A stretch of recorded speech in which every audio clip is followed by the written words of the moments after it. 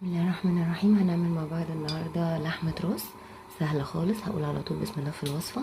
عندي نص معلقه سمنه او زبده، فيهم فصين مستكه، ومجهزه اللحمه عندي قطع. ابتدي اسقطها كده كانك بتسلقيها بالظبط. عندي هنا بصله مبشور عليها رشه فلفل اسود وكام فص حبهان وكام ورقه لورا. هسيبها كده تاخد صدمه وتاخد لون عندي من كل الجهات. خليت اللون دوت عندي، هنزل بميه سخنه وهعصر عليها عصره ليمونه وهسيبها بقى تستوي 3/4 سوا. ممكن تحطوا جزر، طماطمايه، عود كرفس، اللي يريحكم. اللحمه دخلت عندي خلاص 3/4 سوا. هنشيلها من الشوربه وهصفي الشوربه دي في نفس الطاسه. بعد ما صفيت اللحمه والشوربه في نص معلقه سمنه وفصين مستكه. هنزل ببصلتين كبار مبشورين وكام بصله قورمه، عليهم رشه فلفل اسود. هسيبهم بس كده يتشوحوا ويتكرملوا شويه مع بعض.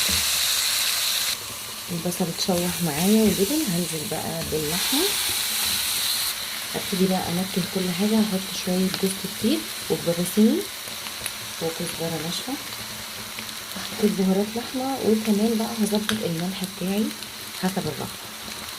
هنزل بشويه شوربه من بتاع اللحمه، هسيبهم بقى يغلوا كده مع بعض على بال ما اعمل تركايه هحطها عليها. بعد كده نحطها في الطاجن وندخلها الفرن تاخد وتدي مع بعض ونطلعها.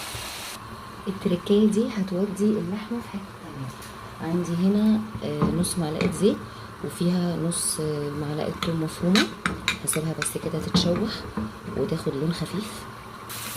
نعمل بقى الطشه الجميله، معلقه اكل خل، وننزل بمعلقه كبيره صلصه طماطم. الصلصه دي انا كنت مجهزاها عندي جاهزه، طماطم طبيعيه يعني مش صلصه معلبه. لو مش متاحه ممكن تحطي المعلبه عادي. هبتدي بقى افضيها على اللحمه. عايزه اقول لكم الروايح عالميه بجد، تحفه. انا فضيتها في الطاجن ومشغله الفرن عندي من قبل كده. هدخلها كده الفرن لمده ربع ساعه تلت ساعه تاخد وتدي مع بعض، وهتاكلوا احلى طريقه للحمه الراس. ده شكلها النهائي بعد ما طلعتها من الفرن. عايزه اقول لكم بجد طعمها تحفه واللحمه دايبه دوب. يا ريت تسيبوا لي كومنت رايكم فيها ايه، وما تنسوش تفعلوا الجرس عشان يوصلكم كل جديد. ولو عجبك الفيديو لايك وسبسكرايب وشير، وان شاء الله هنزلكم وصفات تانية جديده.